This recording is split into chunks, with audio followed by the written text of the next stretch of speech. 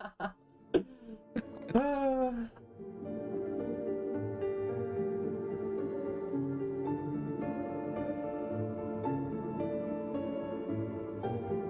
right, and welcome back to Launch Party 2023. We are back here with the next run of the event. We have Ravenlok here by SongofSoil. Song of Soil, please take it away. Hello, everybody. I am SongofSoil, and this is my second time in an SStat event. And I am really glad to be back again, so thank you all for having me. I am here with my commentator, Nobody, if you would like to introduce yourself. Hey, I'm hello everybody, I'm Nobody B. I speedrun Ravenlok as well, and I also speedrun other RPGs and such. Awesome, thank you so much. So today we are bringing you Ravenlok. It is developed and published by Coco Cucumber. They are known for titles such as Echo Generation and Riverbond. They do a lot of voxel style video games, and this is going to be the last one in their voxel trilogy. The dev team is actually really involved in this speedrun to the point where they talk to us almost every day. They pushed out custom updates just for speedrunners. We actually have a beta branch that's made just for us, where the public branch for, like, you know, the casual players, they won't experience any of the stuff that you would experience in the speedrun that you're going to see today. It's because the devs don't want to have anything that might hinder the game, so they gave us these options, which I'm going to go over right now before I start. So if I go over to gameplay, they gave us auto attack. So instead of having to mash the attack button, we can actually hold the attack button, which helps with, like, you know, arthritis and any kind of hand issues. Same with dash. Instead of having to mash the dash button for the entire run, we can just hold the dash button now. Skip all dialogues and cutscenes, kind of self-explanatory. We don't have to worry about dialogue or cutscenes. Display bombs and potions. This was more of a quality of life thing where we can kind of see what we have in our inventory without opening it. They didn't actually have this at launch, so glad they added that. And then speedrunner mode. So speedrunner mode, the blessing. Yeah, so yeah, it's a blessing. So speedrunner mode is usually something that you would see inside of a video game that adds like a speedrun timer up on your screen. That is not the case in this game. Speedrun mode in this game allows us to use speedrun glitches that they patched out for casual players, but they kept for us. I will actually have Nobody explain the glitch when we get to that point, which will be the second boss. But with that, that's all the options that you'd have, you know, you'd start with to have the speedrun going. So with that, I'm going to go into new game, and I'm going to start, but the timer doesn't start until I name our profile. So let's name it Launch Party. A little thing is that when you first boot up the game, it has your character automatically walking instead of sprinting. So what we do is we usually launch the game, have our character sprint, and then reset, but we've already prepared for that, I assume. No, so we actually don't have to do that anymore. So once you actually name your profile, the game automatically allows you to click buttons during the cutscene, and the game registers those buttons. So when I click confirm, if I click the sprint button, my character is going to automatically go into sprint. So anyways, with that, are we ready to start timer? Oh, also, I see that I see the incentive for the dog got hit, so we're gonna pet the dog, and I'm going to dress the dog as well before we, you know, actually start the run. But yeah, are we ready for the timer? Sorry. Yeah, let's get the show on the road. All right, so 3, 2, 1, go. All right, so we're officially starting the timer. So what we're gonna do here is I'm gonna pet the dog and I'm gonna dress it. So I'm gonna turn to this box. I'm gonna throw the glasses on. We didn't actually have a poll, so I'm very sorry, guys, that we didn't actually have anything set up for people to vote on, but I think the sunglasses look the best, so we're just gonna give it to them. Once that happens, we're gonna start walking into the farm to start doing our menial fetch quests, where we need to collect flowers, a toolbox, and open up a barn. Nobody, if you want to explain barn percent. So this is in the community, this is one of the best things, is called barn percent. Basically, once you get the toolbox and you put it down and you talk to your dad again, which you'll see soon, you go straight to the barn and you mash A to open the door. We are obsessed with how fast we can get through this beginner faux tutorial portion of the game, and it's just so fun to see. I think right now, so you got to, what did you get in your record? 149, right? Or did you get it lower? I got a 49 and that's it. Yeah, I've never gotten a 48. That's where we're at right now, and it's so exciting to like just see how fast we can do this. It's like an omen. The faster you do this, you probably are gonna have a good run, and it's just exciting for us being the runners.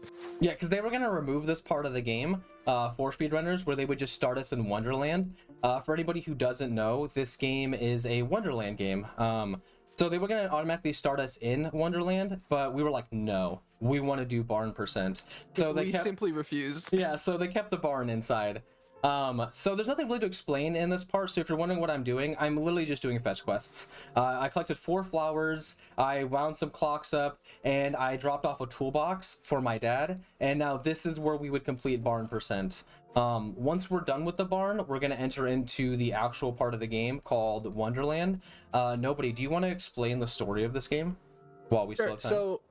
So the lore for video games is something I enjoy a lot, and I asked the devs and also like created my own headcanons, which I'll separate. But this is a character where you play as the main character's actual name is Kira, and you can find this by quitting out of the game right after you create a name, and it defaults it to Kira.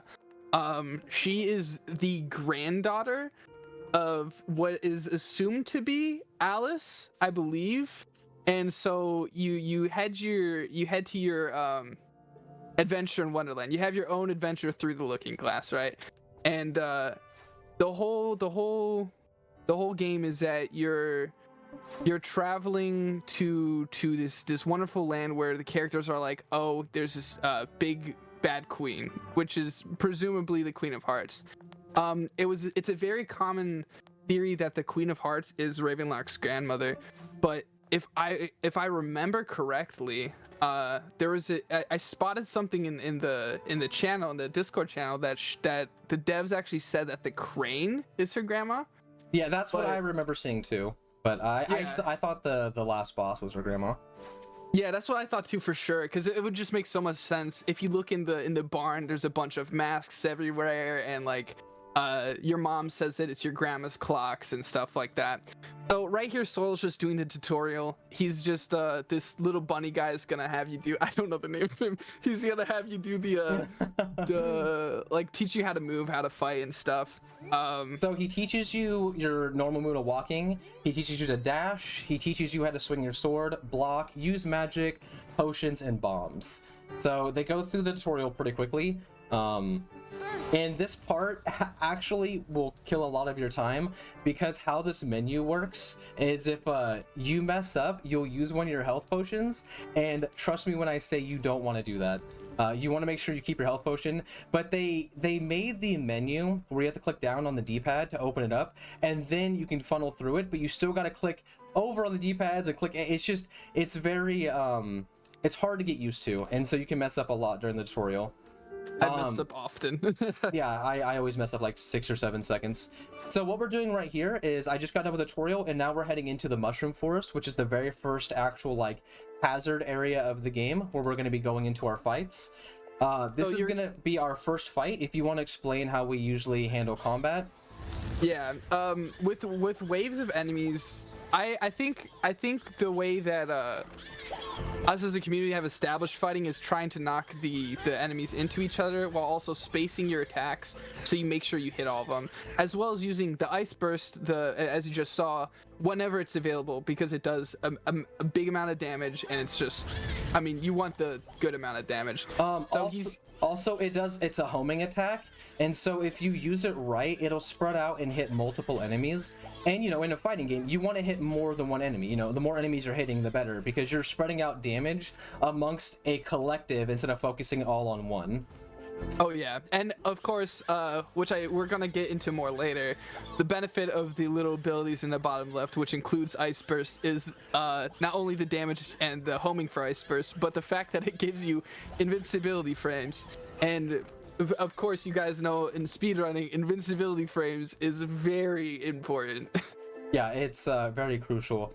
So as he's trying to say, each ability that we unlock gives us a certain amount of iframes. However long the animation lasts for that attack is how long the iframes last. So we're gonna end up with 4 abilities throughout the game, each having a plethora of different iframe numbers. So we're gonna have one that lasts like maybe a second to some that may last like 3.5 seconds, which is good to get around certain enemy attacks that last a little bit longer than you want them to, which we'll discuss more that when we get into the bosses that have chains, which we're actually getting to our first boss right now. If you want to start explaining our Sure, yeah. our strategy. Oh wow, look at that. That didn't get the strat. For the mushroom boss, you normally want him to do anything but this little ability that you've seen, that he sprays spores around the ground, right? It does damage over time, and we kind of just want to mash through fights. That just happened. That's okay, don't worry. Yeah. You'll get it back. Yeah, he did not listen to what I wanted to and used poison on the first attack, so that was fun. What I do is I normally tend to not move, and then he'll usually use Gatling. It wastes a couple seconds, but it gives us like a safe first attack. But once you get to the parts of speedrunning this game where you need to have every second, you normally run in and just hope that he doesn't do the spore move, because if he does the spore move, then it's bad. So if you watch him, he's dodging the melee attacks very specifically, so he can dodge through them, and just like that, the fight's over. But which was really bad because both times he used the poison on the ground, which usually I would just heal through that, but I thought I was gonna be able to survive through it. I got a little cocky right there, and I got punished. So yeah, but that fight is like the only. I'm trying to quickly think other than Tweeds, but we'll complain about Tweeds when we get there. But that fight's the only one that can go either way, but it's so early in the run that, for me personally anyway, if he doesn't do the right pattern, I just reset. Yeah, so with that boss, you only have one attack that you can use your iframes for. So if you end up getting unlucky and he gives you poison, you don't have enough iframes to get through it, so you're gonna get hit no matter what. And since you're so low leveled, because you're not farming levels, you take a lot of damage. Also, we have entered into a new area called the Stag Lake, if you want to explain what we do here. Yeah, I was just about to say, so we kind of need he needs to focus in this portion of Deer Lake, because these stags separated throughout this room will give you missions, and some of them have you defeating certain enemies in this area. We have it down where he actually has the better route. I go a different route, but I need to learn his, where he'll go around, pick up the fetch quest at the top, and he'll get this bag that he can break down these green flowers that you just saw him do. While he's doing it, he's killing every enemy in the room. I believe you do every enemy the first run, right? No, not every enemy. No? Okay. He kills most of the enemies, because we need to hit a specific number of both these flying things, which Mosquitoes. I forgot. Yeah, the mosquitoes, and then the whispers, which are the big creatures, which I call them the dogs. Because, yeah, I call them dogs too. Yeah.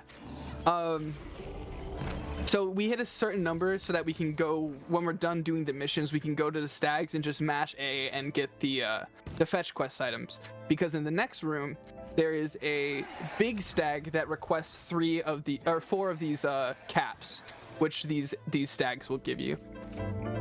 There he is right there, but he's only going in just to cycle the enemy spawns. So yeah, so I go into that cave because I will destroy all the enemies in the path that I need to go. So I re-enter that cave because it respawns all the enemies outside of it. So instead of me having to go hunt down every enemy in the area, it allows me to choose my own path, of least resistance and better time saves. Mm-hmm.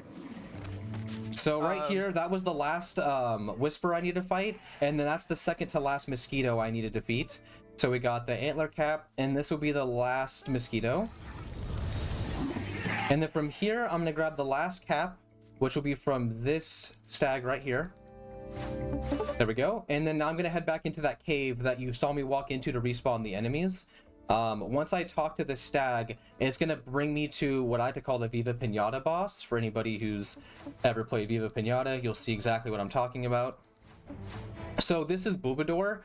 Buvador used to be really, really strong, but now we have a move if you want to explain it. This is a... Okay, now that you saw it, so bombs have a weird mechanic in the speedrunner mode, which is a glitch that we found earlier on, where when they have a bigger hitbox, the bombs will hit the boss multiple times for an immense amount of damage, as you just saw. It's not supposed to do that much damage, but when he gets us to where he iframes through Buvador's first attack, and when Buvador is standing up, his hitbox is huge. So you throw one bomb at him, and it depletes his entire HP bar. I believe there's a bunch of other bosses we do that for, or a bunch as in like 2 or 3. We do it on Queen. We do it on the clock. We do it on the Knight. Yeah, the two clocks, the Knight and the Queen, right? Yep. Okay, yeah. So four more bosses we'll do it on. It's just an immense time save, and it's a glitch that as I said earlier, so happy to have. They patched that out in the public game. So if you ever want to speedrun the game, you just got to message the devs and they will give you the beta branch, which actually has these things. Otherwise, these are not available within the regular game. Because, oh, I did not mean to talk to her. Because they felt like it would ruin the casual playthrough if people just randomly threw a bomb at a boss and the boss just died. They're like, maybe we should patch that out. But it only works on certain bosses because, as nobody said, it all depends on their hitbox. So we oh, sorry, go ahead. I was gonna say, and unfortunately, it doesn't work on in my opinion, which I think you agree, the most difficult boss in the game, which is the Tweedle fight. Yeah, which is coming up in a second. It's the Tweedle twins. It's not like it's super difficult. It's just because we're speedrunning. We're trying to do it quick, and you have 2 enemies that are just constantly rushing you for damage. So you're trying to defend off 2 bosses at the same time, while trying to destroy them both at the same time, while trying not to take damage, but you only have 2 abilities to give you iframes. So you're just trying to coordinate everything perfectly. Usually we end up just mashing health potions through it, because they're that hard. They're relentless. I was gonna say that's my route to just mash health potions. Because we're not leveling up and we're not farming for levels, a lot of the bosses, like such as Tweedles, they have this attack where they smash the hammer on the ground and it leaves this purple like glyph on the ground. If you stand in that glyph, it's pretty much instant death. Yeah, you're gonna die. So yeah. So anyways, we're in the mansion, and as you can see, I just picked up some 4 pieces of a mask. We need that mask to get past that panda you saw in the hallway. There's no way to get around. I'm stuck on something. There's no way to get around him without grabbing the mask. I have tried so many different ways to get around his invisible barrier. So we've just routed and grabbing the mask, putting on, and then once you have it equipped and you try to go up these stairs, these Harley Quinns will spawn, and all you're trying to do is keep them close to each other so you can defeat 2 of them at the same time. My strat is to push them onto the stairs. The reason why I push them onto the stairs is because it's a thin area, and so they can't really move away from your attacks, and usually enemies follow you. So if you get a couple of them up here, as you can see, I don't need to worry about like trying to find them. I can just lure them up the stairs and keep attacking. That was a really good fight. Once all 3 of them are defeated, you're going to keep dashing up against that mask. So once it disappears, you can continue up to the panda or raccoon or tanuki. I don't know what he is. He's something. It has to be a mixture of both. Do you want to explain this? Oh yeah, so here's clothing. So it's these dust bunnies are working in a shop to make costumes, but they have no idea how. So the Mad Hatter has you help them out by picking up piles of clothes that are already made and just putting them on their desk to fake their work.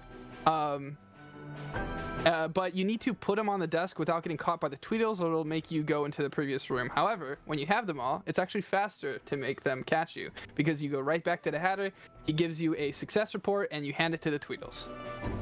And this is where the boss fight starts. So this is what we were talking about when the boss. These guys suck. We've tried everything to cheese the fight, and this is the strat so far. We hide behind this pillar, we wait until we get one of them, and then we just try to keep the other one behind him, so then we can fight them both at the same time. Well, also, if one is behind the other, what we found is that sometimes they just won't attack the second one. I just died because okay, No, I was pressing down on my D-pad and it just wasn't opening my menu. So this is 2 times I've died on the boss, and through all my practice I didn't die once on Tweeds. I'm sad. What's funny is I'm pretty sure you're still gonna beat my PB. This fight is the worst fight in the game. I despise it. It's just the same thing. You see, they're doing attacks. He's using iframes through it and also dashing and healing through it, as he said multiple times. We don't want to use the bomb in this fight because they don't have a bigger hitbox, and we need a specific number of ice bombs for later fights, which we'll get to later. But yeah, he's just. Tweeds is dead. That was such a bad fight. Let's go. It's the hardest fight of the game, so it's like expected. Obviously, normally when we do runs, if we die at any point, it's a reset. But honestly, this is still decent time. Yeah, I'm only like a minute behind now because I died twice on both the bosses. I wonder if I'm gonna die in every boss now. So after we've done that, we defeat the Tweeds, we move into the next room, and we pick up the painting, we bring it back to the manor, place it on the wall, and this takes us to the tea party area. Sadly, we don't do any of the tea party missions, we just move on to the boss. We had a runner named Duck. Oh, sorry, is it Bagums? Bagums. It's Bagums, sorry, yeah. I said Duck. He has a duck picture. So Bagums found this glitch. If you stand behind this boss and you just hold X, boss you can murk him. hit you. Sorry, Yeah. I needed to grab water before the boss fight ended, so... No, you're good. And also, I figured because this boss is literally it's just a break time. Yeah, that this... You were gonna explain it, but Yeah, so you just stand behind the boss, and as long as you're in a specific area behind him, he doesn't know what to do because the AI is like, well, I'm not going to attack the wall. So it just stands there and allows you to defeat him very easy. The easiest boss in the entire game. Next to the next boss that we're about to do. yeah. Funny enough, the slug fight, I actually found that glitch while playing casually. And then I just didn't know how to replicate it. But both me and the person that was watching with you, we were just like, what is happening? It's a funny glitch. Yeah. Here we're going to see the Hydra. Do you want to talk about that since it's not a fight, or do you want to? You can go ahead and explain what's going on right now. Gotcha. If you want to. So this Hydra's sleeping, and he's having nightmares. So what we're gonna do to help him out is we're gonna wake him out of his nightmare by using electroshock therapy. We're gonna hit him with a taser, and it's gonna jolt him awake. Once he wakes up, we can actually enter his nightmare, which will fight the first of the three main bosses.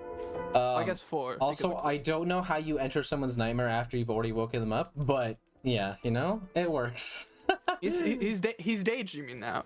All right, so now we're gonna enter into the boss fight. I'm gonna start out with burst. The reason why we do that is because once again it's a homing attack, so as you can see I was able to get some damage in.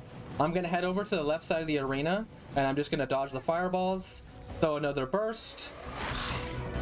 This fight is really easy. That's why, like, normally he has me commentate when he's doing a fight, but this Yeah, I struggled with this for a bit, but he taught me how to do it better, and now it's just it's an easy fight now. Yeah, you don't really have to do too much. So I usually use that attack because Flurry, the attack that I just used, we never use in the run unless we know for a fact it's going to actually hit an enemy, because it lasts so long and doesn't do enough damage. But for the Hydra, if we know that they're about to do the body slam, if we time our Flurry just right, we'll get the iframes through it, which allows us to continuously attack the boss. Yeah. And this fight is basically like, are you gonna two-phase it or are you not? If you don't two-phase it, it's usually reset.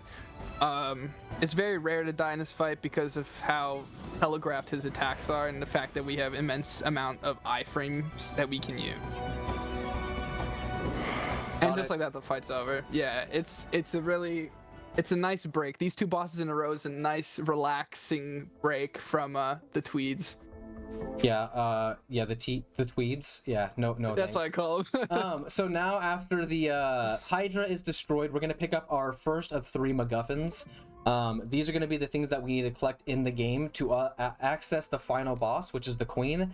She has shut off her castle to everybody, and she has locked it by using the hearts. So once we've collected all 3 hearts, we go to the gate, we place them in there, and then it allows us to get to her domain. What I'm doing now, oh my goodness. So what I'm doing now is I'm going to the witches area to go back to the level up mouse so I can get 3 level ups after fighting the Hydra.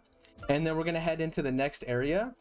So before I do that, I need to buy a specific set of items, which is going to be an ice bomb, a fire bomb, a medium potion, and a light potion, and a poison ring. If you would like to explain what poison ring does, because usually in games it means that it negates poison damage. That is not what it means in this game. Are you also implying the fact that I have had many runs die to the fact that I forget to buy it? Yeah. Poison ring lets you get through an area later in the game, in an area called the observatory, where it's just a thick fog of poisonous gas that you need to walk through. And the flavor text for the item says like you can't get poisoned or something like that, but you still get hurt from poison attacks. So it's just an item that you use to progress the game. And like I said before, the ice bombs is for a little fun in games we like to do towards certain bosses. Yeah, so that poison ring, a lot of people forget to buy it, and then they end up losing their entire run because they'll get to the greenhouse later on where you need it. And once you're at the greenhouse, there's no going back because you have to travel so far back through a maze and all of that. So if you forget the poison ring, it's over. Yeah. Right here, he's going into a temple, and the temple requires a little puzzle. So we're doing multiple things right here. He's talking to the chicken to get a quest, which he'll start now. Basically, this crab is bullying her, but also he's going to pick up these glyphs that are positioned on like pillars and stuff for a puzzle that we're gonna do after we defeat Helios the Golden. This fight is.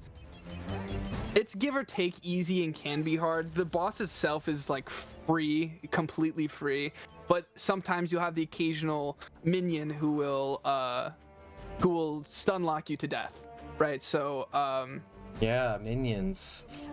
Yeah. And they're so fun. It's these small ones. It's these small ones right here. So they have these sais in their hand. If they hit you twice with them, it causes your character to like kind of bend over and like grab her gut, it looks like. And when she does that, every enemy, for some reason, they just get like the MO to just straight up beat you to death, all in one motion. So you try to get her. Yeah, you just try to avoid them like as much as you can. So I try to focus on the little guys and then move over to the guys with the staffs, and then I move over to oh I did that a little too early. I did that too early. Okay, well, I did my abilities too early and I got clapped for it. So Helios does 300 damage, which is why we don't want to get touched by him. All right, this is the last phase. So Helios has 3 phases. Each phase, after you defeat him, he'll spawn minion waves to take you down. Once you're in the final phase, he actually spawns minions while you're fighting him, which is what brings the difficulty into this fight, because yeah, you gotta focus more on the minions than the boss, because the boss is only gonna have 1 attack. Oh, there's a whole other enemy over there. Okay, oh, nice, cool. You sniped him. Yeah, well, it's cool. We got the snipe on him. I mean, if you can count as homing attacks as sniping somebody. Yeah. So as you can see, now I have enemies I gotta focus on. So I stay on this side of Helios, and I try to use my abilities that'll knock enemies away from me, such as the ice spheres. And this is when I'll use Flurry, because it hits multiple enemies and keeps them away from me. Yeah, you smack the little ones who, as we've said, are the big issue. Yeah, I agree. I don't really struggle with the big guys as much as the little ones. They just kill you for fun, man. The little ones, like I said, they get you with that double psi attack, and you just get stunned for so long.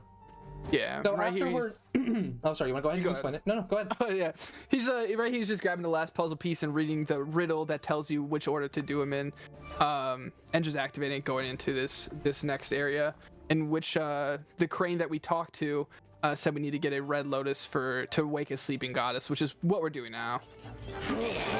So what I like to do in the area is I talk to the hen that you see in the middle first, because it allows me to defeat Helios after I grab the 3rd ruin.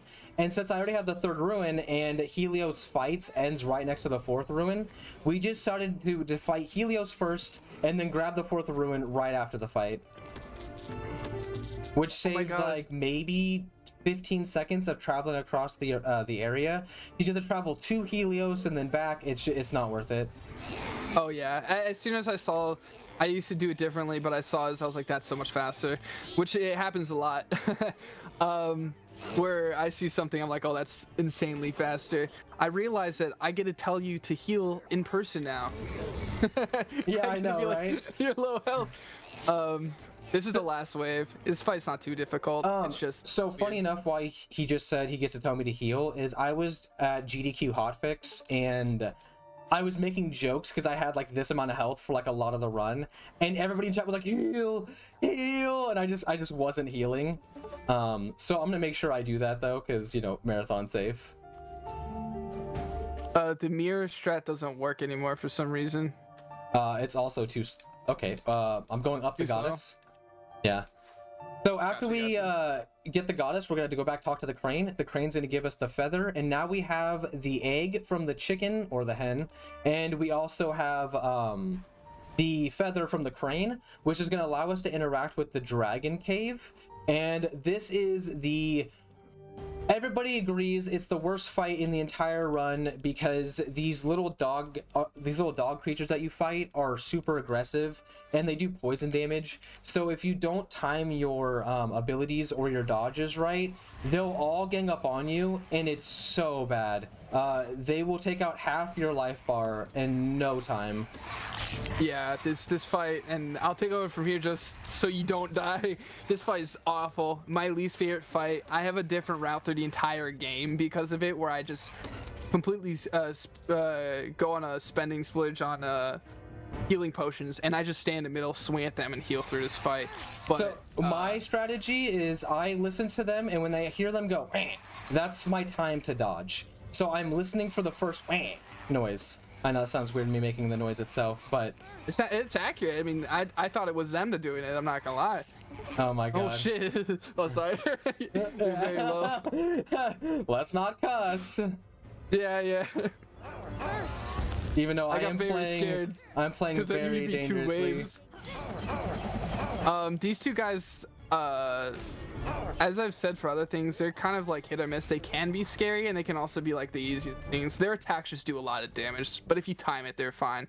This next fight is my favorite fight in the game because me and Soil do it like I disagree with the way that other runners do it. So the other runners use shield bash to defeat the boss. I think that's crazy. You're relying on shield bash, which isn't consistent, where I use a bomb. I think using a bomb is the safe strat. So I will throw a fire bomb in this fight and use my ice burst, and I will just sit here and I'll wail on the boss, which will give me an automatic 2-phase. There's no way I can't get a 2-phase. But if you use shield bash and let's say like you miss like your positioning, you'll actually go through the boss with your shield bash, which is not good, and you'll end up doing less damage, and meaning that it's impossible to 2-phase the boss. Yeah, I stopped using shield bash because I realized that I don't need it. You can if you time the ice burst correctly facing away from her, you'll hit her with like a lot of damage as soon as she sits down, and you don't need it. You don't need shield bash anymore. No, you hear this person? No way. I'm not risking my 2-phase on the sorceress because of that. No way. Okay, so here we go. It's fair. If you don't 2-phase there, you gotta reset. So these are my 2 favorite bosses in the entire run, because this is where the bomb glitch became like the funniest thing ever. After we found out that we could use the bomb glitch, which we first found out we could use it on the night boss, which is the second to last boss, we started going through the game and testing it on every single boss in the game. And these two right here, the bomb trick works on way too good. So what I'm gonna do is I'm gonna wait for this boss to move. Okay, boss is dead. That's it. It's always so funny. Once the boss like even gets a frame of movement, I just bomb it. The reason why we wait for the movement is because before the first initial movements of a boss, they have iframes. Yeah, they're just fully invincible. Oh, that's a good one. Oh, that was insanely fast. Yep, that's Ice Bomb. That's what we bought them for. Yep. We don't need to fight these two. And the Eagle Blade Prime, the one with the wing. Oh, I guess both of them have wings. Yeah, No, it's the the second aviation one. Yeah, the aviation clock tower. But yeah, the Mecha Prime is the one that looks like a transformer. I love the design. Yeah, it's also like supposed to be one of the main bosses in the game, and we just absolutely utterly destroy it. Which is exactly why the devs were like, you know, maybe we shouldn't have this trick in the run if you can just destroy one of the main bosses like it's nothing. So after we collect the second MacGuffin, the queen's gonna show up and kidnap some of the rabbits, and then our goal now is to get to the greenhouse to grab the last MacGuffin and take down the queen. This is nobody's skip. If you want to explain your Mirror Plaza trick that you found by accident. Of course. So during one of the runs, what we usually do is we usually go and level up and then come here to fight this fight.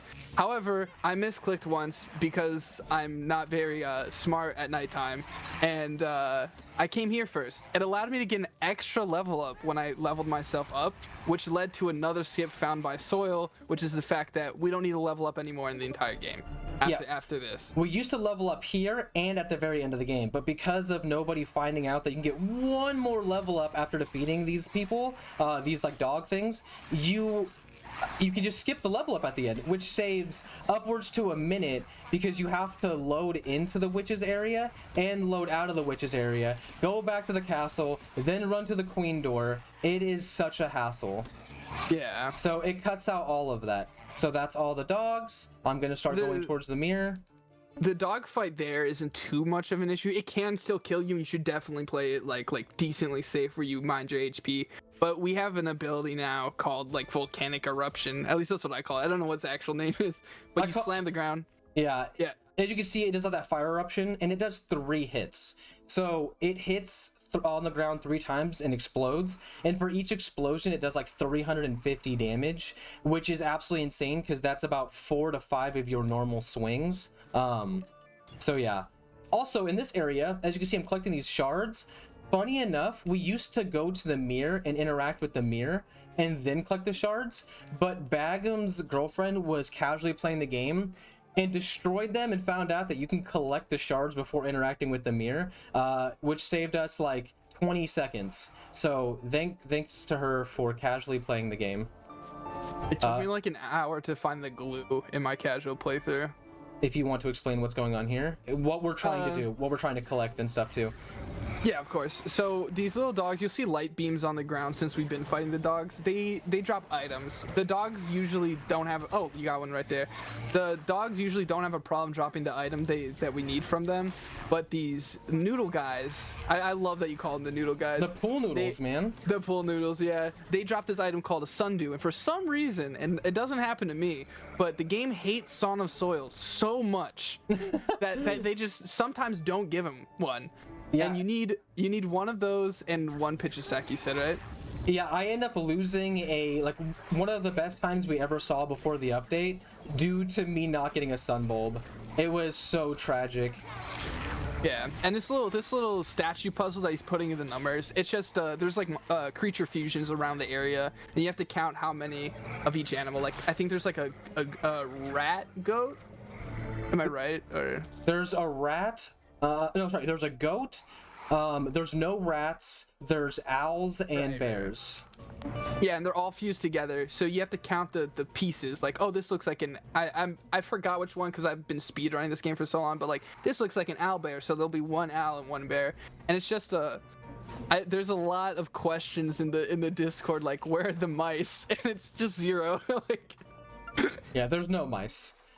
I just want you to know that I did not buy health potions. That scares me. But this fight is moderate. Is it? Okay, yeah. But it's moderate. I find that like you can frame through a lot if you get lucky with the moves she does. But this is terrifying that you don't have health potions. Just don't get hit, right? Yeah, that's the goal. I'm so scared right now for him. I'm an advocate for healing whenever you can. Is this a hitless fight? Yeah. Well, that was okay. That was pretty solid, Soil. That was pretty good.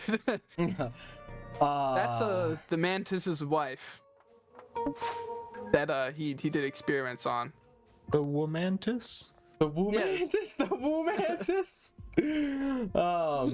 The mantis did experiments on his wife and turned it into a plant guardian, and we just slaughtered his wife in his thing. What am I doing? 4. I almost forgot what I was doing at the end. I almost bought the wrong thing. Oh, also, I didn't buy health potions again. God, I am killing it right now. You should you should go buy some of those. Nah, way too late now. Way too late. What are you talking about? We don't have time. You're good. You have the cleanest end fights out of anyone. You hear this guy? Oh goodness. All right, so what we're doing here, you know what? I want to concentrate. You want to explain? Because I have no health potions and now I'm nervous. My palms are sweaty. Yeah. The buttons, I like calling them the buttons. 4 buttons laid around, you press them and then the door will open up. But there's different ways to go about it. Soil found a way, and we had the same way except for the end. I go above this guy because for some reason this card by the 4th button is just blind. Oh yeah, and that happens. Another boss that we can just obliterate with a single bomb. We fight these cards to get into the castle. The thing about these cards is that they do a lot of damage. So yeah, which is why I was like, you didn't buy health potions again. These fights are scary. The boss was scary until we found out we could just one-shot it. Fun. Okay, we're good. All right, you got it. Yeah. Also, I have to do 4 more fights and there's no healing, so we should be good though. These last ones are, I have a setup for them, but sometimes the cards for some reason like to wander off in like the most random directions, so I'm gonna hope that they just stay where they need to stay. So what I'm gonna do is I talk to this and I get the thing called the Door of Destiny, and there's these glyphs on the side of the door that I activate, and each one represents a card from a deck. And I'm trying to collect all 4 cards so I can open up the final door to get into the Queen's chambers. Okay, so far so good. It's just all positioning and timing your iframes. Yep. Good deal. Good deal. He's a little bit low on health right now, but I have faith. I think he's got this. Like I said, I like healing. Healing my favorite thing. And I avoid it like the plague because I don't know. Just to tiny bit. Look at that! I got hit again. Ooh, he was winding up that attack. Okay, we're good. Oh, I forgot to activate the glyph. Button. Yeah, I was gonna say. I'm looking at my health and I'm like. Argh. I think these 2 fights are low-key kind of harder. They seem like they have more health. They also have attacks that do range damage, so which is terrifying. Yeah, especially when I have 1 hit. Hey, that's okay. Now you're full health, right? Yeah. Now you're full health. That was optimal. That was time save. Actually, to be honest, it was because I needed to touch the mirror anyways after that to fight the queen. So now I don't got to touch the mirror. So that's good. Yeah. I just wanted to see if I could fight the queen without health potions. 1 HP. And you know, you kind of can. If I can actually swing my I'm like swinging in the air. So this is the final fight before the queen. I'm gonna activate this and then I'll go fight her. Also, I don't know how my time is still as good as it is. Yeah, and remember, this isn't loadless. Oh, I'm looking at the load remover right now. Oh, gotcha.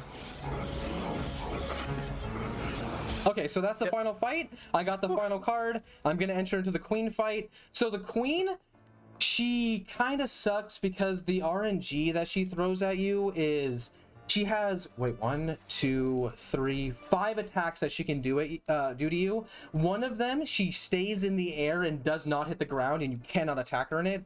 And then she also has one where she glows red. This one right here, good example. You have to wait till she's done moving, otherwise she'll hit you for 300 damage, even though she's no longer attacking. It's kind of crazy. So this is the attack I was talking about where she stays in the air and you can't do anything. It's like she has this chance to just stand on the stairs while doing it, and she never does it. but when she does, it's like so good for us.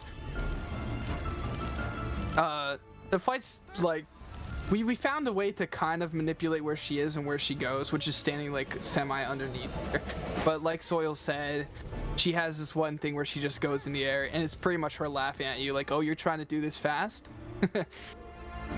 This is the attack that we want, the purple attack in this attack the most, because it leaves her on the ground, and that's what we want. We want her to be right in front of us. Yeah. There we go again. Purple attack. So good. Such good luck. The fact that she only win. Oh wait, you know I'm not gonna jinx it yet. I didn't say nothing. Yeah, I don't know what you're talking about. I'll say it after. I'm too afraid to dodge into that attack. Yeah, I usually try to iframe it with an ability that it doesn't even need to hit her. I just do it just to iframe through it. Okay, well now I can say it because she just did it. I was gonna say I'm surprised we only got the aerial move one time. So wait, I'm gonna cut you off because we're gonna say something. So what I'm gonna do is I'm gonna walk up to her and I'm going to let her attack with her hands, and then now she's gonna extend her body out. She's gonna try to smash me with her body. Oh no, she's gonna do the. There we go. Yep, that's the fight. That's the fight. So she has 3 attacks that she can do. She can use her beam, she can use her poison bomb, or she can smash you with her body. Time's here. Time. Yeah. She can smash you with her body, and if she does the smash body, if she does the flamethrower, or she does the poison bomb, you can use the bombs on her because that's when her hitbox is the most expanded, and you'll just obliterate her. As you can see, the second phase is a lot better than the first one. Okay, yeah, that's Ravenlok, guys. Thank you so much. Yeah, that's the whole game. It's very easy to get into as it has a lot of accessibility options, and there's not much to it. There's not any like major like mad glitches to do except the bomb glitch, which all you do is just throw a bomb like you normally would. So very beginner friendly for a run. Nobody, thank you so much for being here for commentary. Of course, thanks for having me. Yeah, no problem. Launch Party, thank you for having us. Estat, we really appreciate it. We thank you so much for letting us showcase this game. Awesome. Thank you very much for a great run. If people want to learn more about this run, where should they go? So you can go on to the speedrun.com and look up Ravenlok. Our Discord is on there. We actually use the official Discord from the devs. If you want to, you can actually hit them up. They're very friendly people, and they can get you set up into the speedrunning right away. So yeah, with that, thank you guys so much. You can find me on twitch.tv/SongofSoil. Nobody, do you want to say where they can find you? Oh yeah, for me it's twitch.tv/NobodyBeLive. Yeah. Awesome. Thank you. Thank you all very much. And stay tuned. A short intermission, and then we'll be back with some Super Mario 64. Oh, awesome. Really? Oh, that's yeah, I'm about to watch that. That's amazing. Yeah, me too.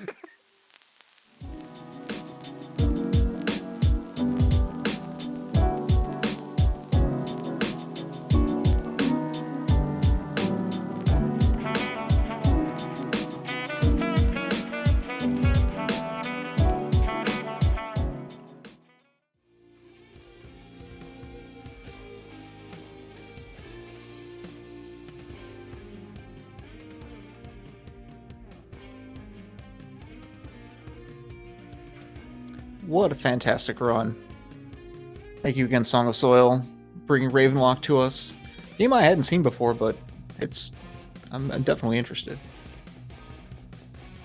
Up next, we have It's Beeve bringing us Super Mario 64 Non-Stop 120 Star. If you haven't seen Non-Stop 120 Star, this is the very definition of an action-packed run, and I think you'll definitely be in for a treat.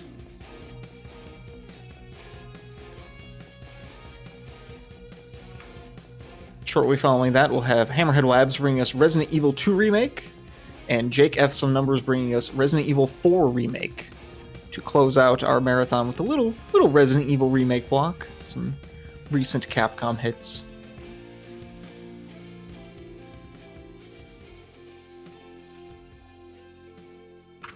And regarding those events, or for the last couple of runs, we still have the opportunity to choose the outfits that the runners will use with our poll. If you make any sort of contribution to save the children through our marathon over the next 2 hours, please feel free to contribute to the poll deciding what outfit Leon will be wearing. We are currently dead even on both of those polls, so go ahead and get those donations in.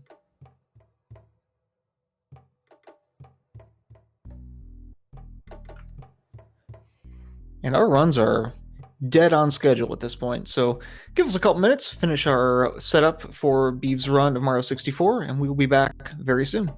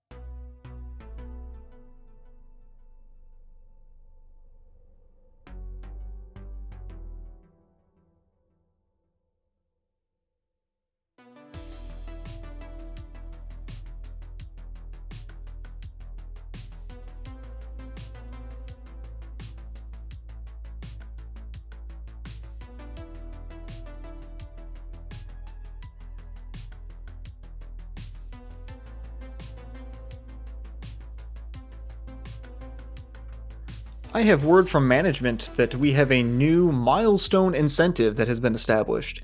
If we reach, for the event, $1,250, we will unlock, quote, CJ's HBO comedy special. I don't know what that is, but I want to see it. So if we can get up to $1,250 by the end of the event, we will see CJ's best work.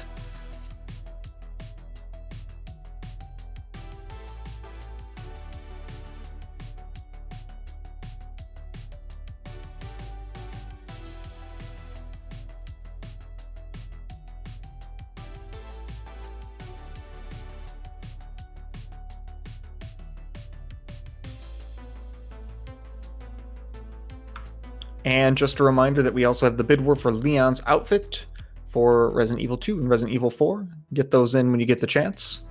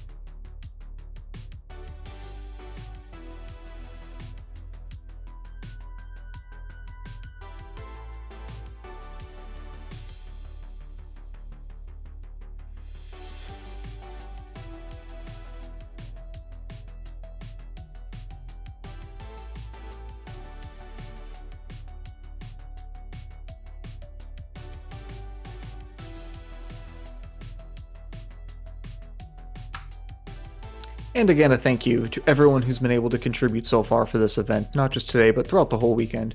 We really thank you very much for your contributions, and Save the Children is very appreciative as well. We've been able to work with them for a few events now, and it's been a great time.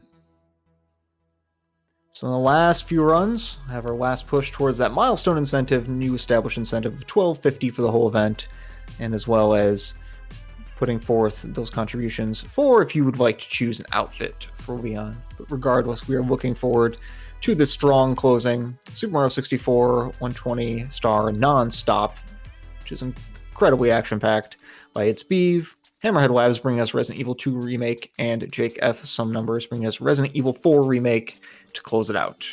Stay tuned. We're going to be right back with Mario 64.